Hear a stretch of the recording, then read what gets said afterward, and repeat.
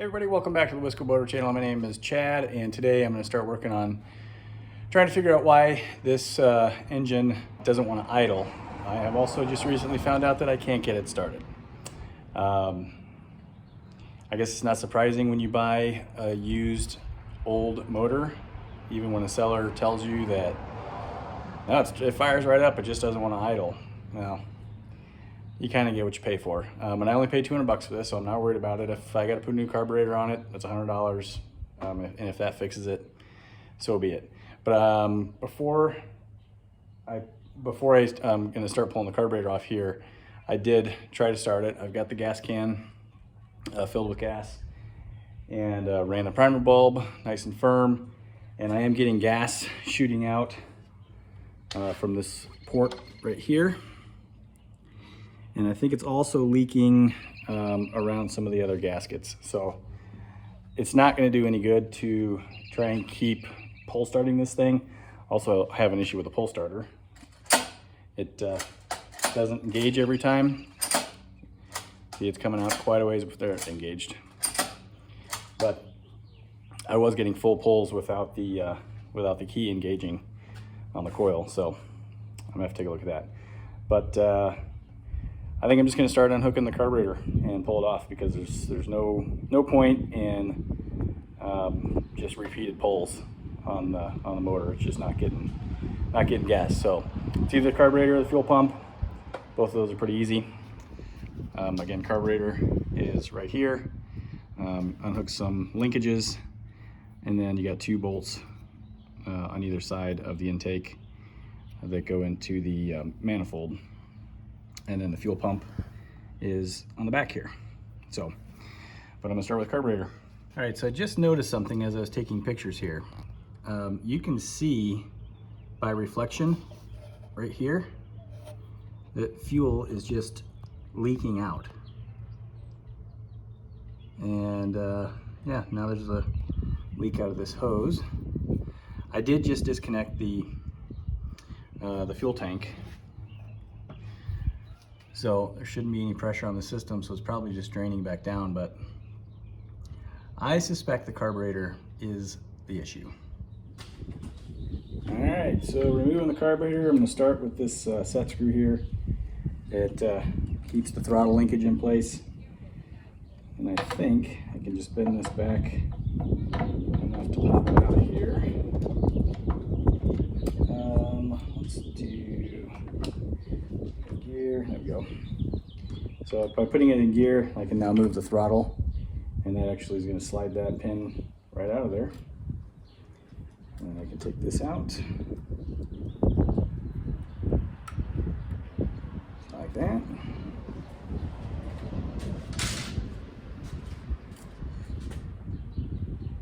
And then the choke, that's just taking that out of the choke lever. And I took pictures of everything. Always do that before you start taking stuff apart.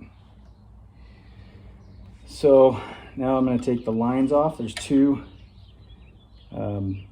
fuel lines, one here, one down here, and I think that's it as far as fuel lines go. And then it should be just taking these 2 bolts off, and the carburetor should slide off. I'm gonna figure out how to disconnect these.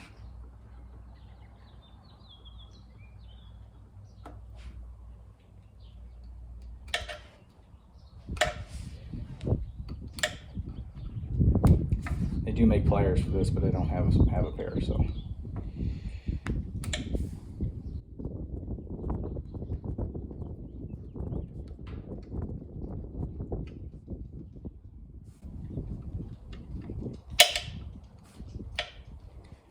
Okay. Probably gonna get a bunch of fuel out of this. Well, not a bunch. But that's the line that goes back to the fuel pump.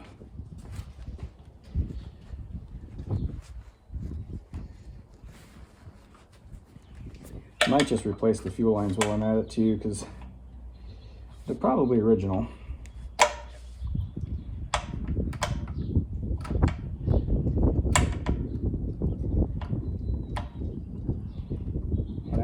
I have some fuel line.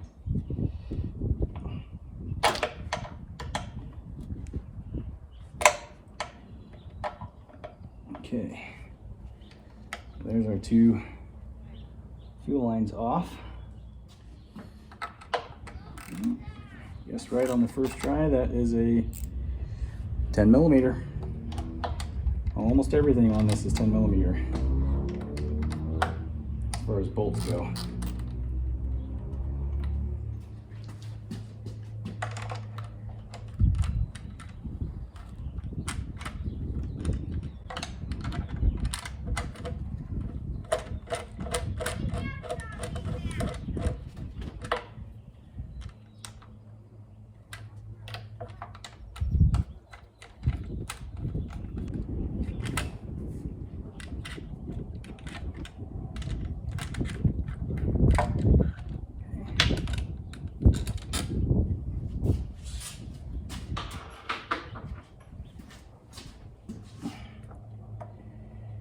Okay, there's our carburetor. So now I need to go online and see what's available for overhaul kits. I know that I can just buy a brand new carburetor. They're available on eBay, and I might just do that because they're about $100, and it probably would just save a bunch of time. And really, an overhaul kit's going to be $30 probably, so $70 difference to buy a new carburetor and just bypass the overhaul of it. I think that's what I might do. Okay, we are about a week or so later, and I've got the new carburetor here, so I'm going to show you how this gets reinstalled. And just want to show you this in case you haven't seen one before with the bowl off. The bowl is just 4 screws, comes off, and then the float is inside there. And I thought it was going to be a cork float, but it's either a hollow plastic float or a foam. It's pretty hard, so I think it's probably a hollow plastic float. So the float actually works fine. I did test it in a bowl of fuel. So it's not a float issue with this carburetor. It's probably in the jets. So I think I probably will overhaul this one and just keep it on hand. That way I have an extra. I did find another issue with this though. I'm glad I took this off because this gasket, which is the gasket for the bowl, does have a split in it. You can see it. Let me set it down here. The split's right there. If I bend it a little bit, see it? So I took this off very, very carefully. It's not broken, but it is split. So could have been a fuel leak potential down the road, but I'll set that aside for now and set the camera up, and we'll get the new carburetor installed. And oh, you can tell it's an exact replacement. Same, just a little bit different style screws for adjusting things, but it's the same carburetor. So let's get it installed. All right, so we want the choke side to be forward. We've got a new gasket here, so we'll set the gasket on the back side.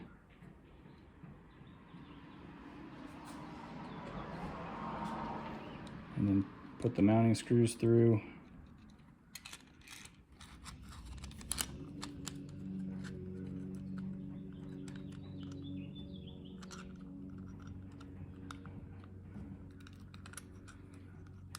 Okay. I probably have to slide the intake out just a little bit, I think, to get it installed, but get it past that bolt at the bottom there.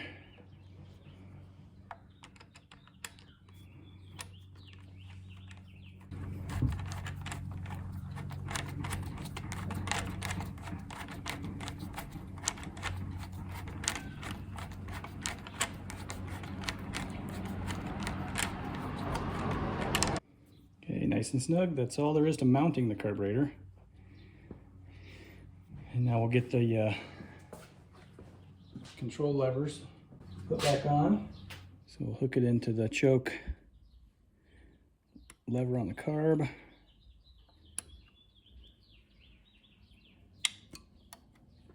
Like that.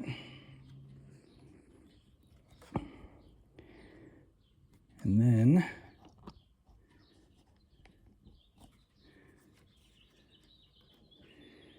push it down into the slot like that. Now we have an operational choke.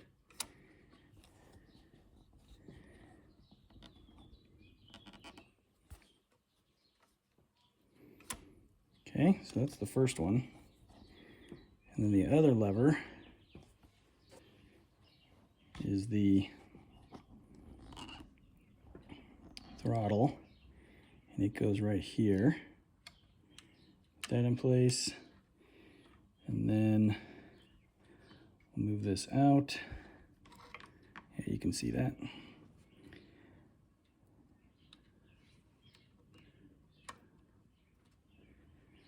And as we slide the throttle open,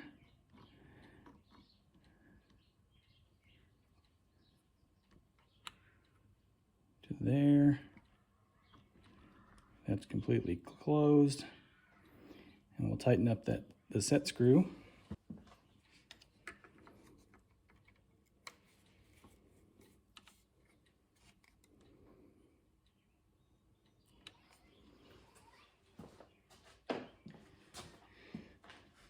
Okay, now we have throttle fully closed and fully open.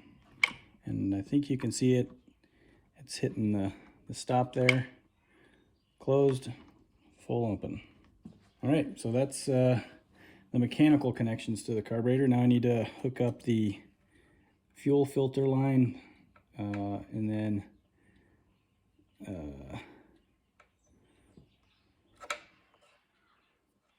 I'll tighten up these. I'll get these clamps back in place, and I'll show you what I'm doing here because the camera angle's not going to show it. And I feel like these little clips are going to be kind of a pain in the butt. So let me do those and I'll show you what I'm talking about. All right, I don't think you'll be able to see this all that well, but I'll go ahead and video what I'm doing here. So I got the fuel bowl, the carburetor bowl line on, and I didn't replace these lines. These fuel lines are in actually really good shape. They're not original for sure. They're nice and pliable. So we get that slid on, and then we'll get this little clip up to where it's kind of snug. And then what I'm doing here is using a tiny little drill bit to hold one end to pull it open, and then a screwdriver to get it up over the barb. I know the correct pair of pliers would be ideal here, but I do not have the correct pair of pliers for this particular clip. So you do what you got to do. All right, let me show you what that looks like. So fuel lines are back in place. You can see the barb here is right in there. Clip is on the other side of it. Same here. The barb is right there. Clips on the other side of it. So fuel lines are secure, and that is reinstalling a new carburetor on a Honda B100. And just for fun, let's see if we can get some spark out of this thing. I've got fuel in the line. I primed it. Got a nice hard bulb here. No fuel leaking out anywhere that I can see. So we'll pull the choke on. Actually, the guy said about halfway. That was the old carburetor though. So I'm gonna pull it all the way on in neutral. We are in start. So let's see.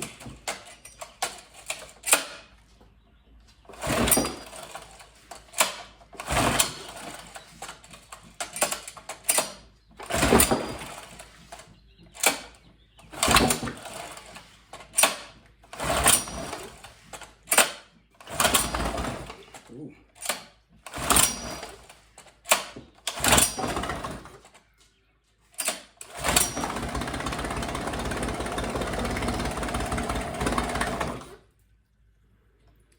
Good enough for me.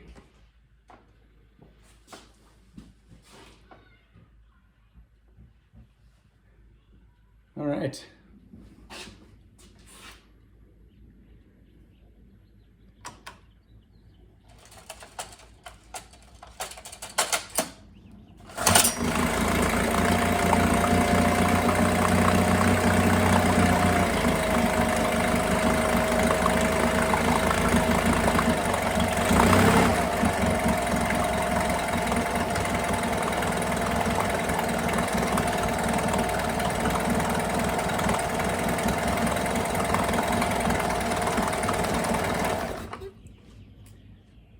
Okay, well, the first thing I noticed, and you probably could see it right down here, there was no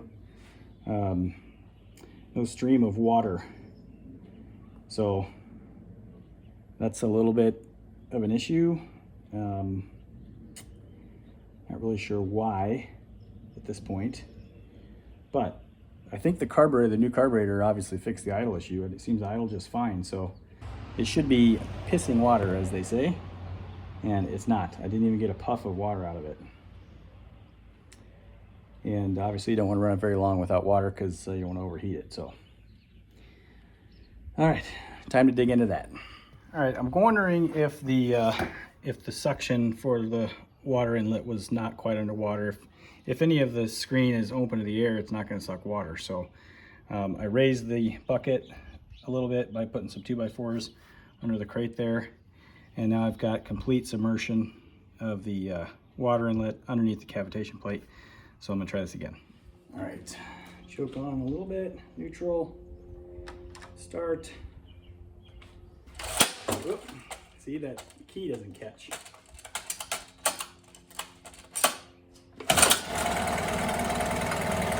There we go. Water. All right. Wow, I guess there's really no troubleshooting to do. Runs fine.